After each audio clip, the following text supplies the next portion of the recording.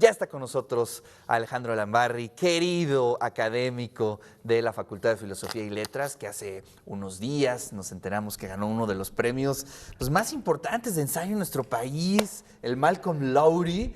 Y bueno, pues cuéntanos, no hemos tenido la oportunidad de leer el texto, porque hasta que se publique lo podemos leer, pero cuéntanos un poquito, porque leyendo las entrevistas que te hizo Bellas Artes, el boletín, hay una historia personal, ¿no?, que sirve como de marco general, o fue el primer impulso para hacer esta serie de ensayos, Ale. Cuéntanos un poquito. Gracias por estar aquí de entrada. No, muchas gracias por la invitación, Ricardo. Y sí, el impulso de la obra originalmente es un asunto muy personal. Fue cuando regresé yo de mis estudios de doctorado en 2011. Más bien retomo el trato con este doctor, el doctor Edward Simen, que fue mi profesor en la licenciatura. Y estuvimos durante un año viéndonos semanalmente. Él ya estaba jubilado, yo estaba buscando trabajo, y fue una relación que retomamos y fue de manera muy entrañable, muy interesante. Él fue mi profesor de literatura en la licenciatura y yo buscaba un trabajo de profesor literario. Y afortunadamente después de ese año obtuve yo la plaza aquí en la Benemérita Autónoma de Puebla, y al tener la plaza, bueno, pues nos dejamos de ver, fue menos frecuente, ¿no?, nuestros encuentros, y al transcurso de los 6 meses me entero que este profesor, al cual yo podía decir que ya era un amigo, lo habían asesinado. Y lo apareció en las noticias. Recuerdo que yo en ese momento estaba fuera del país, así que fue hasta el regreso que quise investigar lo que había sucedido, y digamos que esa es la chispa que encendió primero el interés por descubrir la verdad, y luego el saber que los actos violentos en México, la justicia en México, entra luego en un pozo de tinieblas del cual es difícil desentrañar algo de verdad, ¿no? Claro. Sí, y además eso también creo que impacta en la estructura de tu propio texto, porque lo que estuve leyendo es que tiene ahí un fondo, un marco de un thriller. Entonces está interesante como por un lado están las ideas propias del ensayo, pero también está la crónica, está pues el suspenso de lo que tú estás planteando en el desarrollo del texto. Originalmente era un thriller, fue como un diálogo casi con A Sangre Fría de Truman Capote, que para mí es un texto muy importante, una gran novela, una novela de no ficción. Claro. Y en el transcurso de mi investigación pensé que podría yo escribir una suerte de crónica en homenaje al profesor Simen. Y así lo hice, terminé una primera versión, pero quizá también las circunstancias y los descubrimientos me llevaron a postergar la publicación, porque no había una resolución al caso. Eso de una vez lo adelanto, y no hay una solución clara, conclusiones contundentes, sino que es una suerte casi de laberinto, y en el cual pensaba yo nunca salir, y lo dejé ahí la crónica. Incluso después escribí una novela, tomé esta historia y le quise dar una solución, y dije, bueno, voy a... Ficticia, obviamente. Ficticia. Pero tampoco me convenció y lo dejé, y al final la llave de acceso a este libro fueron los ensayos de otros escritores extranjeros en México que dialogan de varias maneras con la vida y la muerte de Simen, ¿no? Oye, y además varios de los autores que se comentan, que incluyes en tu ensayo, tienen esta relación agridulce con el país, ¿no? Por un lado, estar en México les refresca un poco la vida. Me acuerdo mucho de los Beats o de otros autores, pero también el tema de la violencia, ¿no? El tema de la violencia, pues, que es para donde voltees en nuestro país está presente, ¿no? Totalmente, sí. Cuando empecé a escribir los ensayos, bueno, el primero que escribí fue el de D.H. Lawrence, Ajá. que creo que se conmemoró un año de su visita o algo que me inspiró a escribirlo. Lo dejé y fue cuando me metí a la vida de Malcolm Lowry, que sí sufrió estos altibajos, ¿no? Fue casi un paraíso infernal para él. Exacto. O sea, él además tenía una vida muy problemática y una, creo, idea de él, de redención, ¿no? De buscar la redención después de haber sufrido. Y creo que México fue para él ese paraíso infernal en donde escribe su novela más importante y bueno, Claro. de las más importantes en el siglo XX, Bajo el Volcán.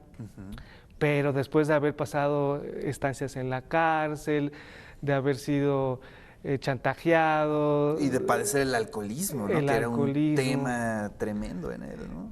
Y ya cuando escribí Malcolm Lowry dije, mira, tienes este diálogo con el profesor Ed Seaman, en el sentido de que para ambos México fue su fuente de inspiración, Exacto. fue su tema de estudios, su objeto de interés, y se entraron a la cultura mexicana de manera muy seria y muy profesional, pero a la vez también sufrieron una violencia que, bueno, en el caso del profesor le costó la vida, ¿no? Oye, además me llama mucho la atención cómo hoy ya podemos tener como esos cruces de los géneros, ¿no? Que a veces antes no lo podíamos ver tanto o no había esa apertura. Y hoy creo que lo veo muy positivo, ¿no? Poder entender ya la literatura no como género, sino como precisamente las ideas planteadas, sin pararte mucho en la, digamos, o calificarlo por la estructura o por el género. Y ya lo decía Villoro, ¿no? Esta crónica es como el ornitorrinco de la literatura y que puede entrar o que puede cruzar todo. Y además México tiene muy buena tradición de cronistas, ¿no? Totalmente, sí, sí, sí. Creo que debemos reivindicar esto porque tenemos una gran tradición de cronistas y también una gran tradición de ensayistas. Exacto. Que adoptaron el género de manera lúdica, pero sin dejar de ser rigurosa. Exacto. Entonces, digamos que no tenían este acercamiento, que también es válido, académico, científico, sino que en los albores, ¿no?, del siglo XIX se aborda el ensayo, pero con otras disciplinas, con varios intereses. Y bueno, el padre de esto, creo, para nosotros, para mí, es Borges, Octavio Paz, también un gran ensayista. Y es lo que yo hago ahora, me gustaría hacer, y lo que veo en los estudiantes y mucha gente aficionada de la literatura, Claro. de tomar los géneros Y lo hacía mucho un escritor que hemos leído, compartido, Sergio González, ¿no? Que creo que es uno de nuestros grandes cronistas y que cruza muy bien con el asunto de las ideas, del ensayo, ¿no? del México profundo, México profundo, y luego que es- también de Juárez. Exacto. Claro, claro. Sí, sí, sí, son también después modelos para los novelistas como Roberto Bolaño, que van a crear una gran tradición. Exacto. Y sí, sí, sí, o sea, para mí el género del ensayo es muy gratificante por esta misma diversidad que también, o sea, puede aportar un conocimiento sólido en un ensayo académico. Claro. Y también un conocimiento lúdico, entretenido, con una apuesta formal, estética, que es el caso de este ensayo particular. Y además no sabes el gusto que me da que también académicos como tú se den ese chance, ¿no? Porque también teníamos la anterior versión, ¿no? De que el académico tenía que ser muy formal. Digo, también lo hacen, ¿no? Pero se dan esa posibilidad de tener estas experiencias de ensayos libres, ¿no? De crónicas, y creo que también eso enriquece muchísimo al mundo en general de la literatura, ¿no? Totalmente, totalmente.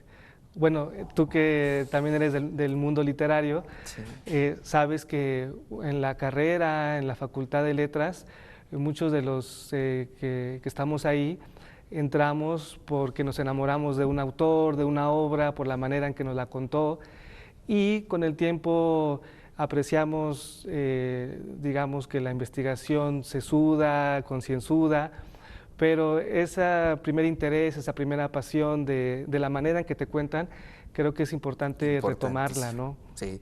Oye, pues muchas felicidades, Ale. Gracias. Además de Lauri, de Lawrence, ¿qué otros autores incluyes en estos ensayos? Sí, mira, incluyo a los del Beat también. ¡Ah, qué sí, maravilla! Kerouac y Ginsberg.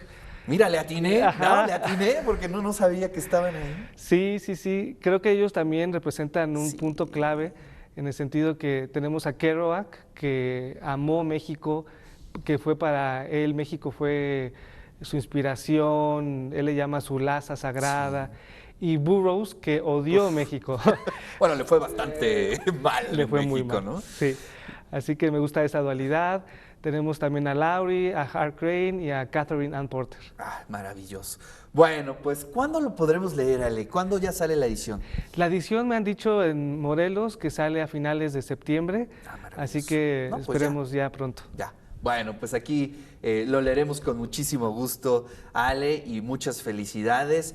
Me decías que te agarró en un congreso, la noticia, estabas en Grecia y de pronto te empezaron a llamar, quién sabe qué partes, para comunicarte que habías ganado este premio. Sí, sí, sí, estaba en un congreso en Grecia que fue magnífico, fue maravilloso, y todavía a la felicidad de estar en ese país se le agregó la felicidad de obtener el premio.